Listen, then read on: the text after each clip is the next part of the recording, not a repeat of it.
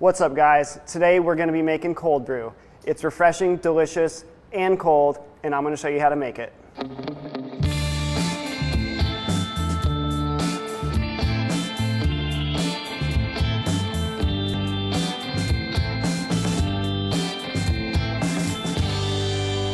Today we're going to be using our Brazil Mogiano. It's going to give us a nice, rich, chocolatey cold brew with low acidity, and it's going to pack a lot of caffeine.